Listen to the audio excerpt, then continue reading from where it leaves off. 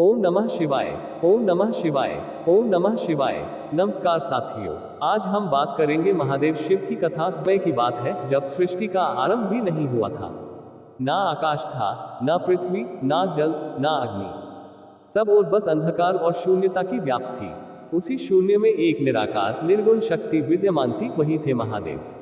वे न जन्मे थे, न किसी ने उन्हें बनाया। वे न प्रारंभ है, न अंत, वे स्वयं आदि और अनादि है। एक बार कैलाश पर्वत पर माता पार्वती जी ने भगवान शंकर से प्रश्न किया, प्रभु, आप सदा समाधि में लीन रहते हैं, आप सृष्टि के आरंभ में कहां से उत्पन्न हुए और आपने ये त्रिलोक कैसे धारण किया? महादेव मुस्कुराए और बोले, देवी, न मैं उत्पन्न हुआ हूं, न मेरा कोई अंत है। मैं अनादि और अनंत हूं। जब न दिन था, न रात्रि, न आकाश, न पृथ्वी, तब केवल मैं था, वह भी निराकार रूप में, ओंकार स्वरूप में। उस समय संपूर्ण ब्रह्मांड जल से घिरा था। उसी में एक दिव्य ज्योति स्तंभ प्रकट हुआ, जिसकी न आदि दिखी, न अंत। वह ज्योति में ही था महाकाल शिव। उसी ज्योति से ब्रह्मा और विष्णु प्रकट हुए। ब्रह्मा जी बोले, मैं सृष्टि करूंगा। विष्णु जी बोले, मैं पालन करूंगा। तब आकाशवाणी हुई, जो इस ज्योति के आदि और अंत को देख लेगा, वही सर्वोच्च होगा। ब्रह्मा ऊपर उठ चले, विष्णु नीचे चले गए। सहस्रों युग बीत गए, पर किसी को भी आदि अंत न मिला। विष्णु जी लौट आए और बोले, प्रभु, मैं आपकी सीमा नहीं जान सका, आप ही परम हैं। परंतु ब्रह्मा ने अहंकारवश झूठ कहा, मैंने इसका अंत देखा है। तुरंत ही ज्योति के भीतर से महादेव प्रकट हुए। तीसरा नेत्र जल उठा और उन्होंने कहा, ब्रह्मा, तूने असत्य कहा, इसलिए तेरी पूजा इस पृथ्वी पर कहीं नहीं होगी। और फिर शिव ने विष्णु जी को आशीर्वाद दिया, हे विष्णु, तू पालन करता होगा और तेरी आराधना सदा होगी। इसके बाद शिव ने ज्योति रूप में लिंग धारण किया, वही आज ज्योतिर्लिंग कहलाता है। जहां जहां वह ज्योति प्रकट हुई, वहां 12 प्रमुख ज्योतिर्लिंग बने। सोमनाथ, मल्लिकार्जुन, महाकालेश्वर, ओंकारेश्वर, केदारनाथ, भीमशंकर, काशी विश्वनाथ, त्रयंबकेश्वर, वैद्यनाथ, नागेश्वर, रामेश्वर और घुष्मेश्वर। महादेव कहते हैं, जो मेरे नाम का स्मरण करता है, मैं उसके पाप हर लेता हूं। जो ओ नमः शिवाय जपता है, उसे जन्म मरण के चक्र से मुक्ति मिलती है। मैं भस्मवेशी हूं, पर मेरे हृदय में करुणा का सागर है। सती और दक्ष यज्ञ बहुत प्राचीन समय की बात है। राजा दक्ष प्रजापति ब्रह्मा जी के पुत्र थे। वे अत्यंत तेजस्वी, ज्ञानवान, परंतु थोड़े अहंकारी थे। भगवान शिव, जो कैलाश पर्वत पर वास करते थे, योगेश्वर, भस्मवेशी, नागों के भूषण और विषधारी, उनकी लीलाएं लोक से भिन्न थी। किंतु वे करुणामयी, प्रेमूर्ति और सच्चे सन्यासी थे। सती का जन्म, दक्ष की कन्या सती स्वयं माता आदिशक्ति का अंश थी। बाल्यकाल से ही सती भगवान शिव के प्रति अत्यंत श्रद्धा रखती थी। वह शिव का ध्यान करती, नाम जप करती, ओ नमः शिवाय, और मन ही मन निश्चय किया कि मैं इन्हीं को पति रूप में प्राप्त करूंगी। दक्ष को ये बात पसंद नहीं थी। वे शिव को तपस्वी, निर्धन और विरक्त मानते थे। परंतु सती ने दृढ़ संकल्प किया और कठोर तपस्या की। अंततः जब सती की तपस्या से तीनों लोग कंपित हो गए, तब स्वयं शिवजी प्रकट हुए। उन्होंने सती को वरदान दिया और दोनों का विवाह ब्रह्मा, विष्णु और देवताओं की उपस्थिति में अत्यंत भव्य रीति से संपन्न हुआ। दक्ष का अहंकार। वर्षों बाद एक दिन दक्ष ने एक विशाल यज्ञ करने का निश्चय किया। उन्होंने सभी देवताओं, ऋषियों और महर्षियों को आमंत्रित किया, परंतु जानबूझकर भगवान शिव और सती को आमंत्रित नहीं किया। सती ने सुना कि उनके पिता के घर में महान यज्ञ हो रहा है। उन्होंने शिव से कहा, स्वामी, मेरे पिता का यज्ञ है, सभी देवता जा रहे हैं, मुझे भी वहां जाना चाहिए। शिव ने शांत स्वर में कहा, देवी, जहां आमंत्रण न हो, वहां जाना अपमान होता है। दक्ष का मुझसे वैर है, वह हमें आदर नहीं देगा, वहां जाना उचित नहीं। पर सती बोली, मैं पुत्री हूं, पिता के घर जाने के लिए निमंत्रण की आवश्यकता नहीं।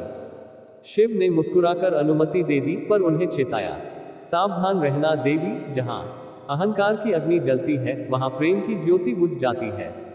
दक्ष यज्ञ में अपमान। सती जब यज्ञ में पहुंची, तो न पिता ने स्वागत किया, न कोई स्नेह दिखाया। वहां सभी देवता मौन खड़े थे।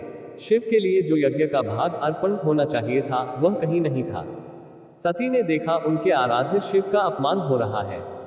उन्होंने पिता से कहा, आपने मेरे प्रभु का अपमान किया है, जो इस सृष्टि के स्वामी हैं।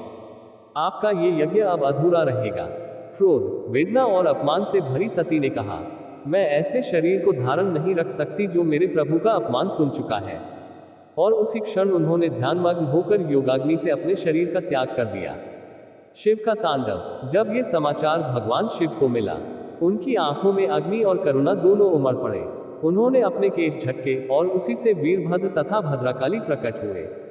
शिव ने आदेश दिया, जाओ उस यज्ञ का विनाश कर दो। वीरभद्र और भद्रकाली ने यज्ञ स्थल को तहस नहस कर दिया।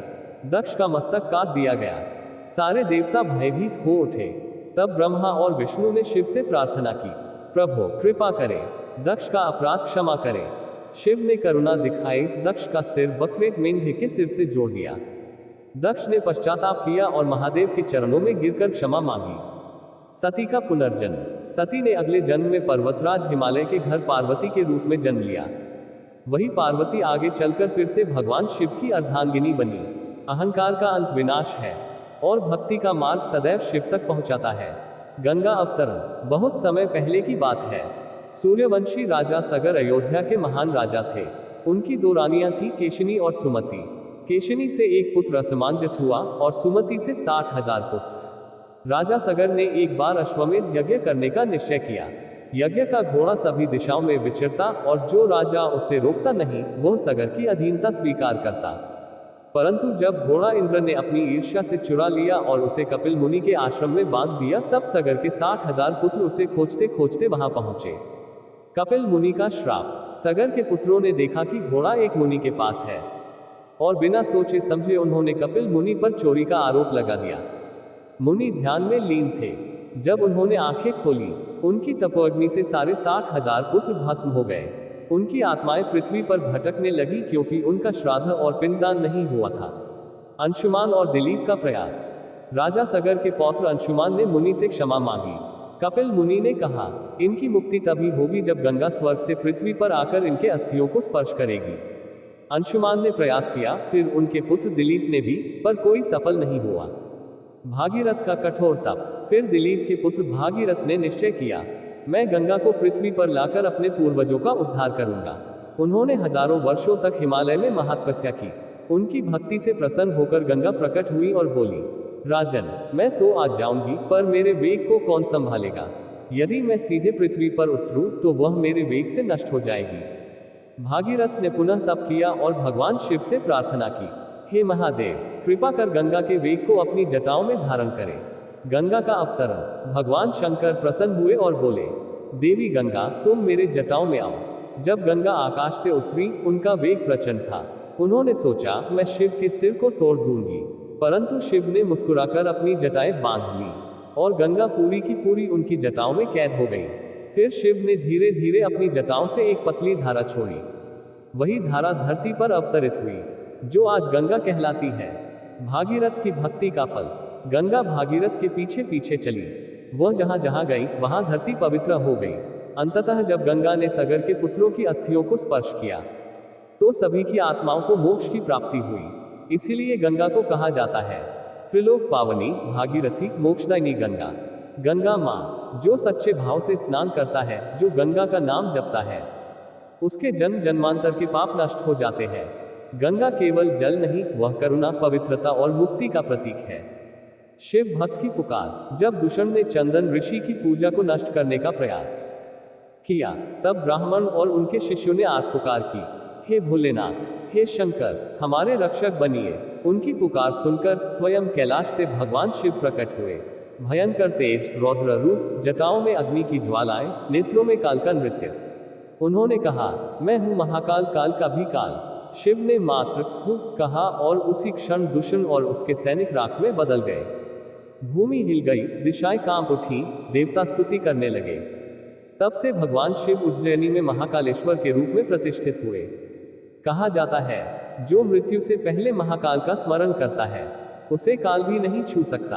कालभैरव का प्राकट्य। अब सुनिए महाकाल के ही भयंकर रूप कालभैरव की कथा। एक बार देवताओं के बीच यह विवाद हुआ कि सबसे श्रेष्ठ देव कौन है। ब्रह्मा, विष्णु और महेश तीनों में चर्चा हुई। ब्रह्मा जी ने अहंकारवश कहा, मैं सृष्टि का रचयिता हूं, मुझसे बड़ा कौन? शिव मुस्कुराए, बोले, ब्रह्मा, रचना करने वाला बड़ा नहीं, विनाश और पुनर्जन्म देने वाला ही पूर्ण होता है। ब्रह्मा ने व्यंग्य किया, तुम तो शवों पर रहने वाले, भस्म धारण करने वाले नंगे योगी हो। तुम महान कैसे हो सकते हो? ये सुनकर भगवान शिव के भृकुटी से भयंकर तेजों में रूप प्रकट हुआ। वही थे काल भैरव, काले वर्ण के, त्रिशूलधारी, कपालमाल पहने हुए, जिनके नेत्रों से अग्नि जलती थी। अहंकार का अंत। काल भैरव ने क्षण भर में ब्रह्मा के 5वें मस्तक को काट दिया। वह मस्तक उनके हाथ में चिपक गया क्योंकि उन्होंने ब्रह्महत्या का पाप किया था। तब काल भैरव ने संकल्प लिया, जब तक ये पाप धुल नहीं जाता, मैं पृथ्वी पर भिक्षा मांगता रहूंगा। वह भिक्षाटन करते हुए काशी पहुंचे। जैसे ही उन्होंने काशी में प्रवेश किया, वह मस्तक उनके हाथ से गिर गया, क्योंकि काशी में पाप नष्ट हो जाते हैं। तब से भगवान शिव ने वहां काल भैरव के रूप में वास किया। वे काशी के कोतवाल कहलाए, जो धर्म, मर्यादा और न्याय के रक्षक हैं। महाकाल और काल भैरव। अहंकार का अंत सदैव विनाश में होता है और भक्ति का आरंभ विनम्रता से। महाकाल हमें सिखाते हैं, समय सबसे शक्तिशाली है, इसलिए जीवन को धर्म, सत्य और भक्ति में लगाओ। काल भैरव हमें सिखाते हैं, कर्तव्य का पालन करो, अन्याय का विरोध करो और सदैव शिव के मार्ग पर चलो। लंका का महापंडित रावण। त्रेता युग का समय था। लंका के राजा रावण, जो दशानन कहलाते थे, महान शिव भक्त, वेदों के ज्ञाता, परंतु अभिमान से युक्त थे। रावण प्रतिदिन कैलाश पर्वत पर जाकर भगवान शिव की आराधना करता। वह शिवतांडव स्तोत्र का गान करता, जिसे आज भी भक्तगण भावपूर्वक गाते हैं। उसकी तपस्या और भक्ति से कैलाश की वायु तक शिव में हो जाती थी। कैलाश पर्वत उठाने का अहंकार। एक बार रावण ने सोचा, कैलाश तो मेरे प्रभु का निवास है, मैं इसे लंका ले जाऊं ताकि प्रभु सदा मेरे साथ रहें। ये सोचकर उसने अपने 10 हाथों से कैलाश पर्वत उठाना शुरू कर दिया। पर्वत हिलने लगा। देवी पार्वती भयभीत हो गई। शिव ने मुस्कुराकर अपने पैर के अंगूठे से पर्वत को दबाया। पूरा पर्वत रावण की भुजाओं पर आ गिरा। वह पीड़ा से चिल्लाने लगा, महादेव शरण त्राहि माम। शिव प्रसन्न हुए और बोले, रावण, तुम्हारी भक्ति सच्ची है, पर अहंकार तुम्हारे मार्ग में बाधा है। उन्होंने रावण को मुक्त किया। तभी रावण ने प्रसन्न होकर वही शिव तांडव स्तोत्र की रचना की, जिससे शिवजी अत्यंत प्रसन्न हुए। रावण की भक्ति और लंका में शिवलिंग का संकल्प। रावण ने प्रार्थना की, प्रभु, मैं चाहता हूं कि लंका में आपका स्थायी वास हो, कृपा कर मुझे एक स्वयंभू शिवलिंग प्रदान करें। भगवान शिव ने कहा, वत्स, मैं तुम्हें आत्मलिंग स्वयंभू लिंग देता हूं, पर ध्यान रहे, इसे जहां एक बार रख दोगे, वह वहीं स्थिर हो जाएगा, फिर कहीं और नहीं ले जा सकोगे। रावण ने प्रतिज्ञा ली, मैं इसे कभी नीचे नहीं रखूंगा। देवताओं की योजना। देवता भयभीत हो गए। यदि ये लिंग लंका पहुंचा तो रावण और भी शक्तिशाली हो जाएगा। उन्होंने विष्णु जी से विनती की, प्रभु, रावण को किसी तरह रोकिए। विष्णु ने अपनी माया से रावण की राह में एक सुंदर बालक को भेजा, जो वास्तव में गणेश जी थे, एक ब्राह्मण बालक का रूप लेकर। गोकर्ण में शिवलिंग की स्थापना। जब रावण लंका की ओर जा रहा था, मार्ग में गोकर्ण कर्नाटक के पास उसे संध्या के समय स्नान और संध्यावंदन करना पड़ा, पर लिंग को नीचे नहीं रख सकता था। तब उसने उस बालक से कहा, बेटा, मैं संध्या कर लूं, तब तक ये लिंग पकड़ो, लेकिन इसे जमीन पर मत रखना। गणेश जी बोले, ठीक है, पर मैं अधिक देर तक इसे नहीं पकड़ पाऊंगा।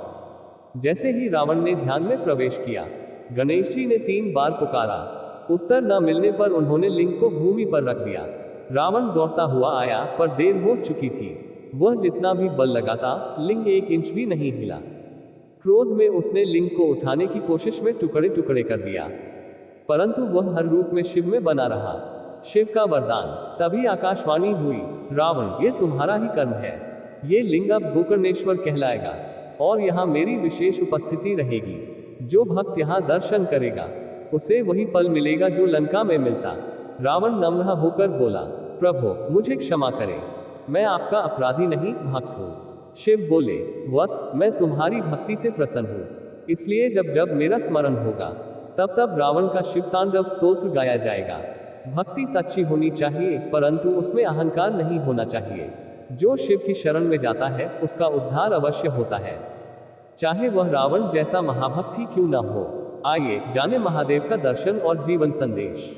महादेव का स्वरूप सादगी में सर्वोच्चता। महादेव भस्मवेशी हैं, गले में नाग है और बैल पर सवार है। उनके पास न स्वर्ण मुकुट है, न रेशमी वस्त्र, परंतु वे त्रिलोक के स्वामी हैं, क्योंकि उनके लिए बाहरी आडंबर नहीं, बल्कि आंतरिक सत्य ही वास्तविक है।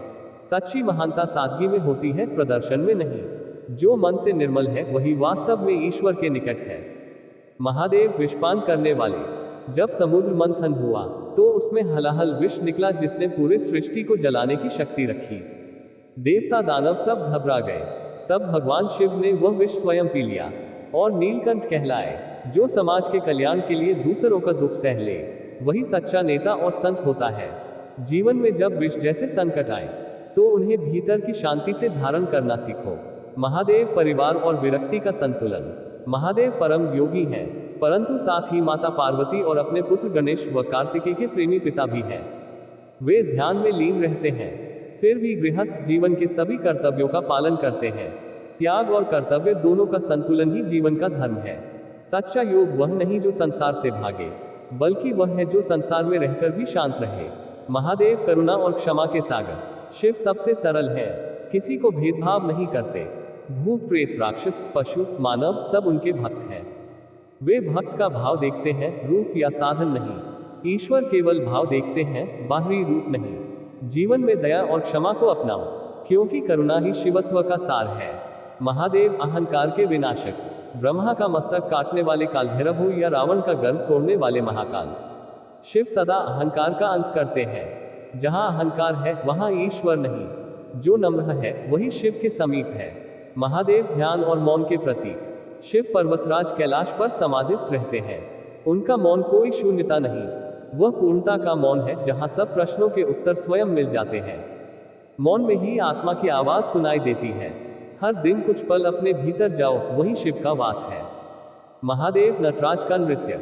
शिव का नटराज रूप सृष्टि के लय और सृजन का प्रतीक है। उनका तांडव दर्शाता है कि जीवन में विनाश के बाद ही नए सृजन का अवसर आता है। परिवर्तन से मत डरिए, क्योंकि हर अंत एक नई शुरुआत का द्वार है। महादेव सरलता में सर्वोच्च भक्ति। महादेव को कोई महल नहीं चाहिए, बस एक बेलपत्र, जल की धारा और सच्चे मन का भाव पर्याप्त है। भक्ति कभी जटिल नहीं होती, जहां सच्चा मन है वही महादेव है। शिव का जीवन। एक सत्य बोलो चाहे वह कठिन ही क्यों ना हो। 2 करुणा रखो चाहे सामने शत्रु ही क्यों ना हो। 3 कर्तव्य निभाओ बिना लोभ और अपेक्षा के। 4 और अंत में स्वयं को पहचानो, वही शिवत्व है। शिव का वचन। मैं भस्म में नहीं तुम्हारे भीतर वास करता हूँ। जो अपने मन के विकारों को जला दे वही मुझे देख सकता है। जो इस दर्शन को समझता है और जीवन में अपनाता है, वह संसार में रहते हुए भी शांत, स्थिर और मुक्त रहता है। हर हर महादेव। ओ नमः शिवाय।